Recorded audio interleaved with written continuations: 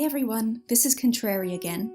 I'll be taking you on another tour of one of my Sims Freeplay builds, a public building this time rather than a home. This is the State Library of Antipodea.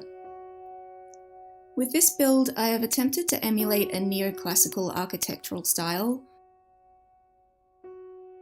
So it has this imposing stone exterior with balcony work, columns and marble floors throughout, as well as other classical features. I built it on a regular non-premium lot using the designer home template to get the stone and mahogany walls and the gravelled footpath outside. I felt that was a more urban look than the standard timber slat fence.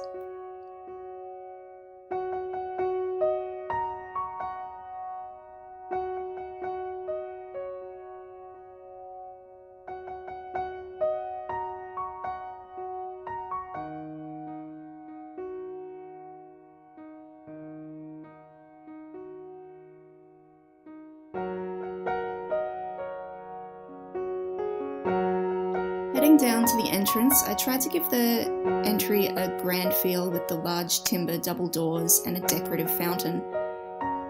As we enter immediately into the foyer, we are greeted by this huge world globe. And back here is the loans desk with a service librarian ready to take all manner of inquiries such as, where are the bathrooms? And I read this book last year and I don't remember the title or author, but can you help me find it?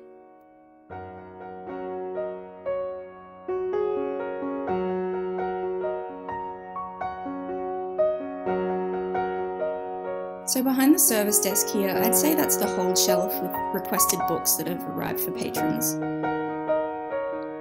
Over here we have some of the collection. This is most likely the high use and reference collection, so that's why it's easily accessible on the first floor. There are also a couple of catalogue computers here so that patrons can search for the books that they're after. And we have a couple of patrons reading quietly here as well. There's a nook here with one of the wraparound leather couches. I was really happy to be able to squeeze that in there. It looks like such a cozy reading corner.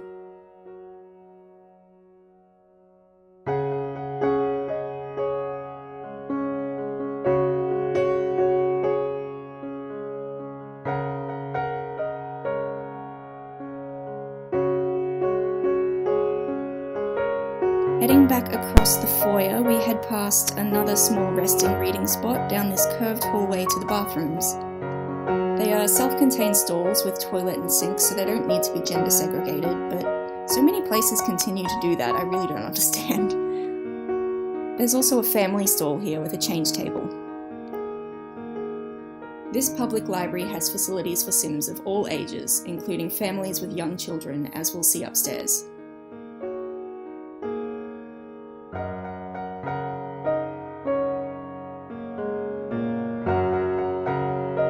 Behind the service desk there is a small office space where staff might be taking care of some cataloguing or metadata tasks, that sort of thing.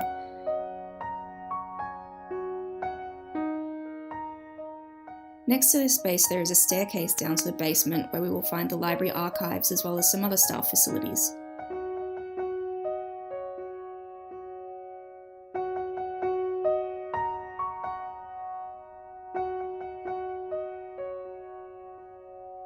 This door here, just off the stairs, leads into the head librarian's private office. It isn't the most ideal space in the building down here in the basement, but I imagine this is one of those old buildings where the foundations rise slightly out of the ground with the windows by the basement ceiling to allow natural light into the underground level.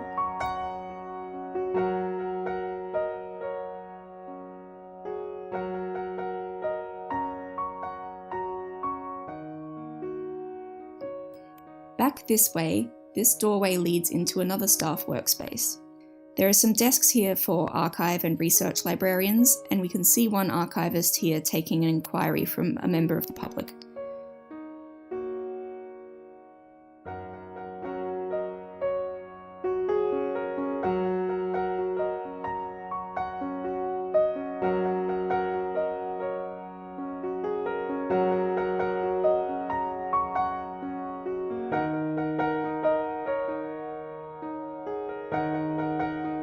Just off this room we have a break room for the staff with some coat closets by the door, some comfortable seating and a large table that could be used for meetings in a pinch.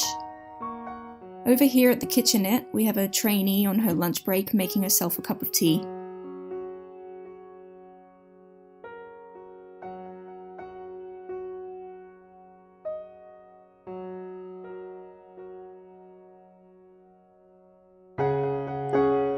And last on the basement level, we have the archive itself.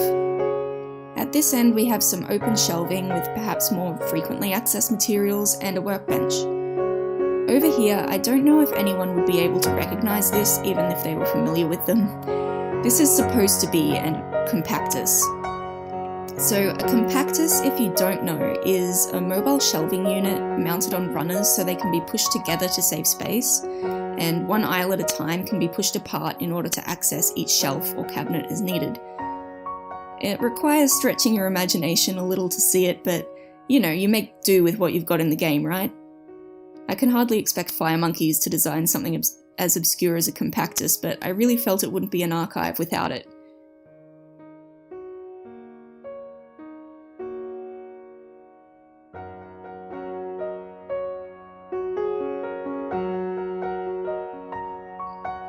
Okay, so after that little detour, let's head back up to the library itself.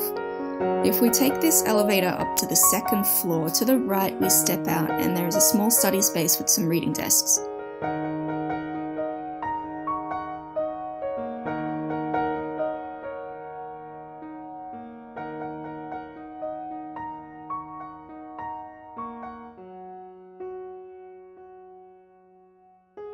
Just behind this room, directly above the one downstairs, is another set of bathrooms, again with a change table available.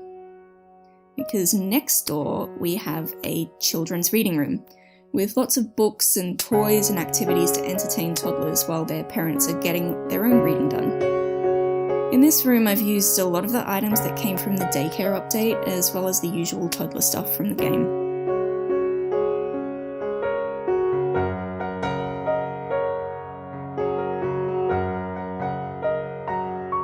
There's one toddler enjoying story time, as well as a couple of toddlers over here doing some drawing and finger painting.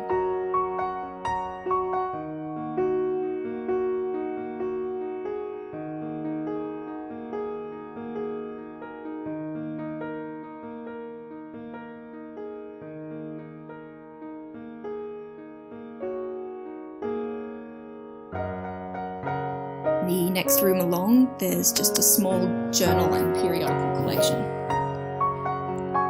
There's also a preteen and teen study space that has a special collection designed for their curriculum at school, as well as some desks for them to get some homework or study done after school. Here we have a couple of high school girls working hard on a project together. I'm not sure where the rest of their project group is, but isn't that always the way that one or two in the group always do most of the work?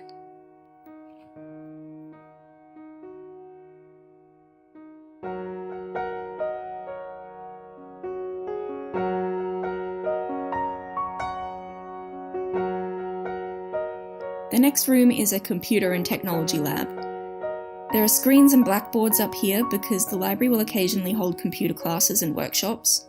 This is a really amazing service that a lot of public libraries offer these days, and it's a big help to, say, job seekers or older people who might need to improve their skills. So if we head up this grand staircase, we can see my favourite part of this building. I added the third story after the French Romance event when we unlocked these beautiful white bookshelves. With the white marble floors, all of these white shelves and these floor-to-ceiling Victorian windows lining every wall, it has a really beautiful, bright, airy feel up here.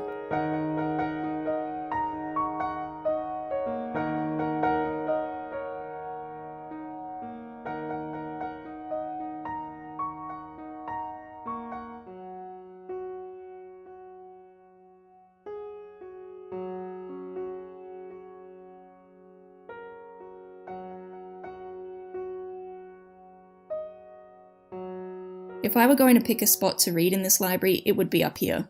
Like this guy is.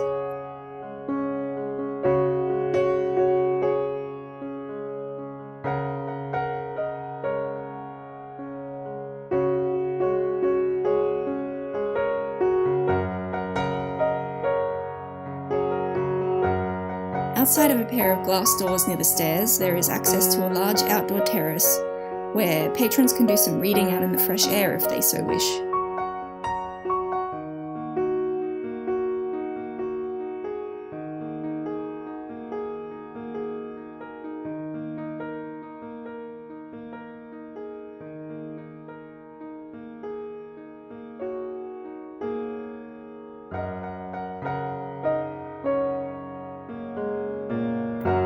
And that concludes this rather extensive tour. I tried to cram a lot onto this small lot to make a realistic functioning library, even though I couldn't get close to including everything. If it wasn't obvious, I actually work in libraries, so I know a lot of what goes on behind the scenes. There's a lot more to libraries these days than just rooms full of books, as lovely as those books are.